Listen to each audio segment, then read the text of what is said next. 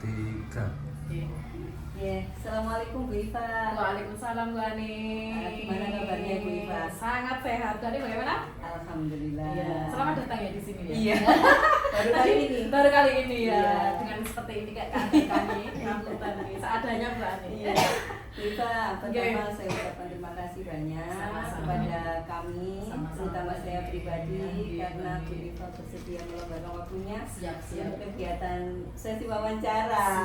Siap Bu Ani. Oke, Bu Iva, di sini saya bertujuan untuk menggali informasi terkait dilema etika atau rujukan moral. Memang di modul 3.1 ini membahas tentang itu. Oke, yang pertama memang ada beberapa pertanyaan yang saya ajukan. Di sini mungkin ada urutannya Bu Iva. Mohon maaf jika nanti ada yang salah nih Bu Iva. Iya, sama-sama juga gitu wes adanya. Semampunya gitu nih. Sama-sama Ibu. Oke, untuk pertanyaan pertama ini bagaimana ini Bu Iva sebagai kepala sekolah di SDN ini mengidentifikasi kasus-kasus yang merupakan dilema etika atau rujukan moral yang terjadi di sini? Iya. Bu Ani, karena memang kita sudah diamanahin di Bu Ani. Mungkin nanti juga Bu Ani seperti itu tetap belajar dan nanti langsung SK turun begitu Bu Ani. Amin. Ya, amin. Jadi dalam kasus-kasus di SDN Celep ini kita kelompokkan begitu Bu Ani berdasarkan kasus benar versus benar atau dilema etika yang kita kenal. Dan kemudian ada mungkin nanti kita temui bahwa itu adalah hal yang salah, kasus yang salah versus benar, lawan benar, dan itu kita masukkan ke dalam rujukan moral. Kan rujukan kan sebuah kesalahan ya. Iya. Rujukan moral. Jadi benar versus benar dan rujukan moralnya salah kesalahan versus benar. Oh gitu, berarti dipilah-pilah. Betul sekali. Ini kasus terjadi. Apakah ini apakah dilema etika atau memang rujukan moral seperti itu ya. Nah, ini bagaimana ini Bu Iva untuk menjalankan pengambilan keputusan di sekolah? Ini terutama kasus-kasus yang mempunyai dua kepentingan yang sama seperti itu. Atau ada punya strategi khusus atau bagaimana? Iya. Bu Ani, karena memang kita sudah ini ya dibekali ya di gerak jalankan kan juga sudah belajar nih sampai sekarang D demonstrasi kontekstual ini.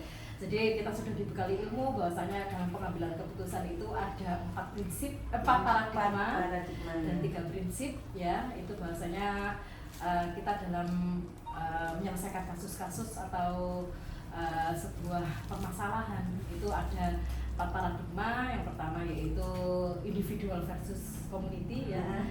Terus ada juga justice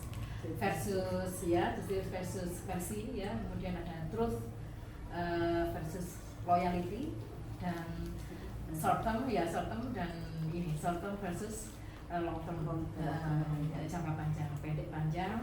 Kemudian kebenaran ya versus sebuah kesetiaan. Kemudian ada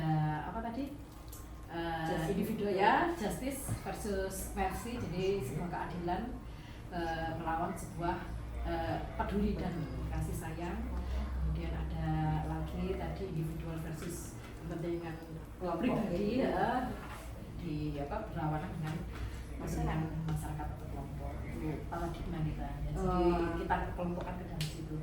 Akan tetapi dalam menyelesaikan sebuah kasus atau permasalahan itu balik, kalau saya itu biasanya berdasarkan teori yang sudah kita pelajari. Ada rule based thinking, ada care based thinking, dan end based thinking. Jadi berdasarkan aturan ya, jadi aturannya seperti apa maksudnya seperti itu. Iya.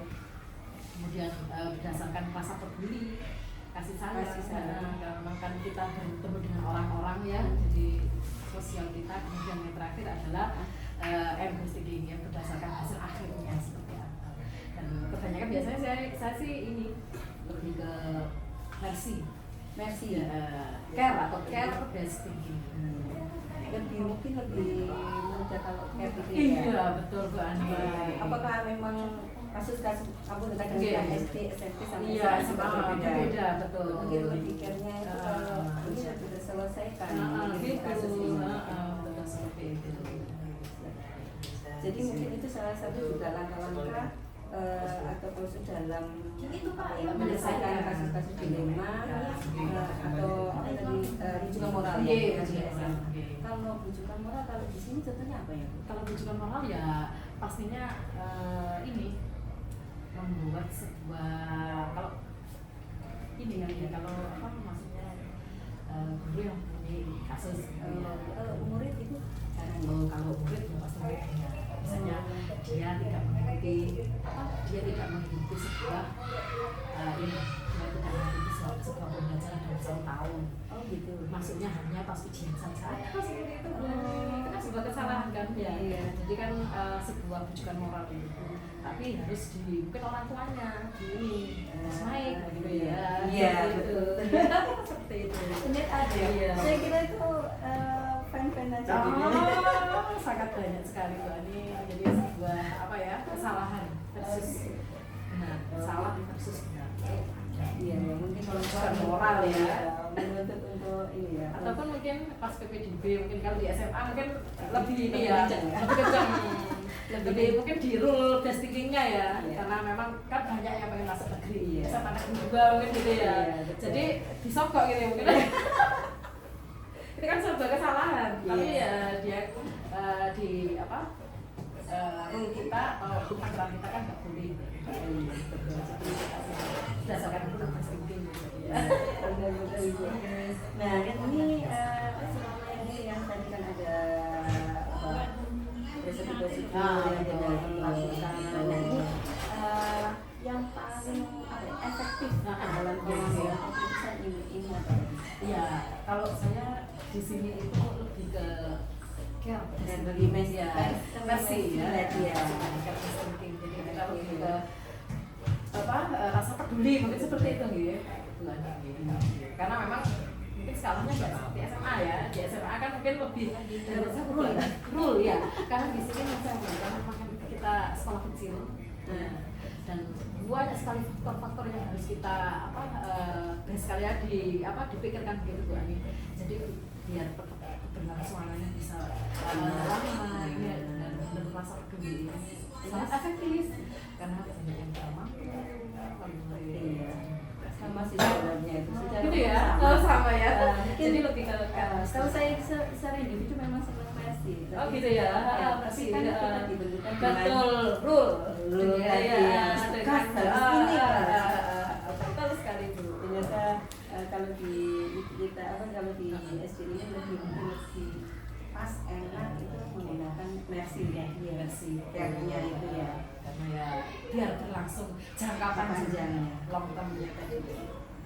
Terus kemudian masyarakat di sekitar pun juga mempengaruhi.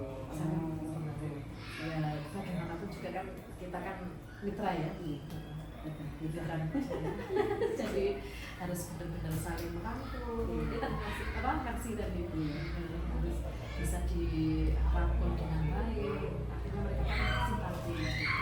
Empati mereka harus Selain misalkan tadi apa ya tantangan yang paling ini ya yang dirasakan itu sendiri sesuatu dilema etika atau rujukan moralnya apa? Iya, jadi kalau tantangan itu saya tuh lebih ke mungkin karena apa ya di pressing gitu ya. Iya. Di pressing ya. Jadi kita juga harus dituntut berpikir cepat. Itu biasanya sih emosi pengelolaan emosi itu Bani. Kayak kan ya banyak ya yang hal yang kita selesaikan menyelesaikan itu tadi. Jadi emosi. Kemudian yang kedua itu karena kita memiliki amanah tanggung jawab untuk bisa menyelesaikan dan guru-guru ya guru kan memiliki karakter. Jadi sebagai waka kan juga seperti itu kan. Iya. Jadi ya memiliki staf waka dan memiliki karakter yang berbeda-beda. Ada yang ini, ada yang mendominasi. Nah kita tantangannya harus bisa menaklukkan yang dominasi. Jadi seperti itu. Karena kan kita punya sebuah keputusan tersendiri. Pastinya nanti menurut kita itu lebih long term tadi ya lebih panjang gitu. Jadi emosi komunikasi. Terus kemudian yang terakhir mungkin karena kita apa ya, biasaan apa bikin cepet-cepet buru-buru gitu ya, itu ya harus cepat. betul sekali. Oke, nah ini dengan adanya tantangan lain tadi, ada emosi, karakter yang berbeda-beda, terus harus cepat, tepat. Nah ini ada jadwal khusus nggak sih nih Ibu? Oh ya, menyelesaikannya. Misalkan nih dibawa, misalkan karakter yang berbeda-beda, menimbulkan tim building, dibawa ke Trawas kan? Iya, itu gimana Bu? Iya betul. Karena memang kita berbeda ya Mbak Nik ya.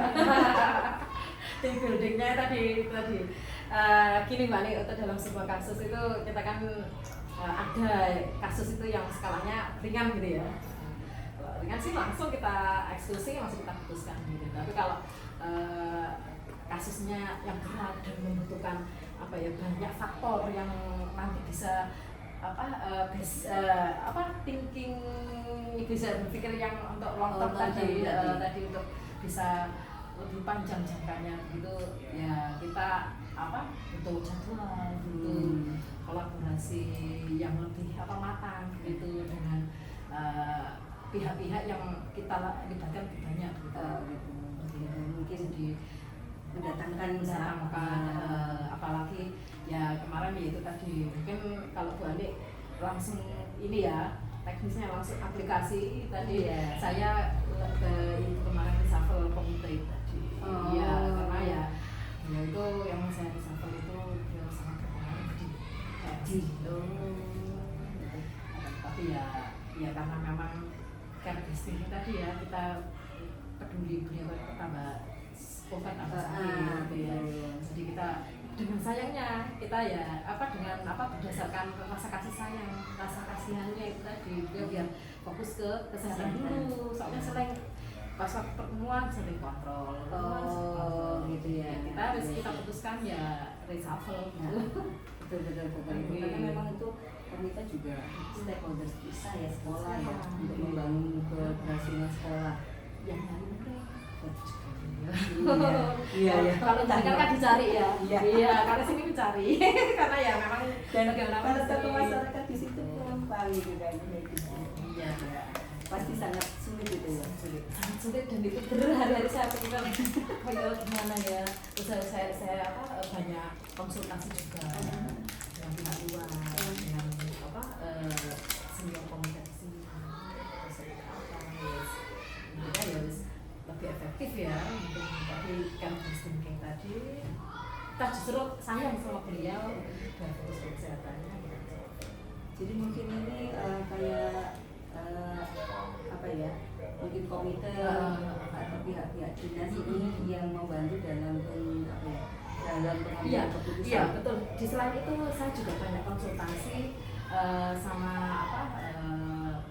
pengawas pastinya, kemudian ada juga saya itu sampai browsing ya undang-undangnya itu loh. Undang-undangnya tentang nomor 76 tahun 2021 apa berapa itu ya. Itu saya tentang 2006.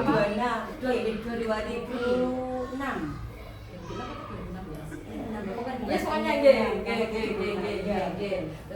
pokoknya tentang undang-undang komite itu sampai saya buka, saya baca satu persatu itu 4 tahunan loh ya. Iya, nanti 4 tahun betul ya. Betul.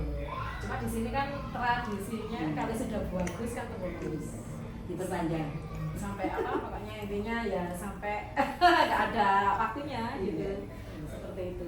Selain itu siapa lagi ya untuk menunjang keputusan dalam pengambilan keputusan ini gimana? Jadi adalah orang yang berpengaruh itu pastinya satu adalah komite ya, ketua komite kami yang benar beliau itu sangat dedikasinya tinggi, sangat berpengaruh di sini. Kemudian kedua ya pastinya teman-teman yang senior ya di sini ya, mereka kan punya sangat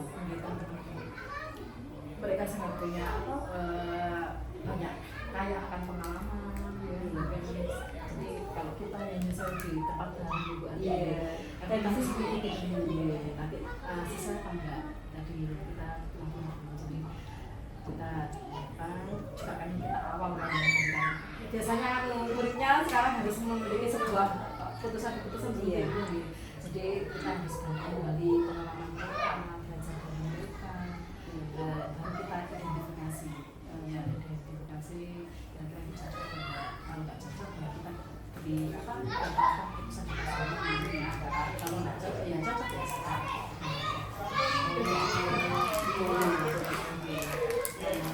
Sama kan?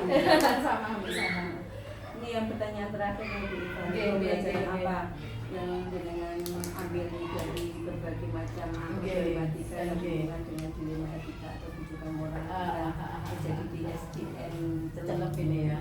Jadi dengan adanya sebuah semua permasalahan, kemudian ini kita masukkan, kita sinkronkan sama teori-teori yang kita dapat.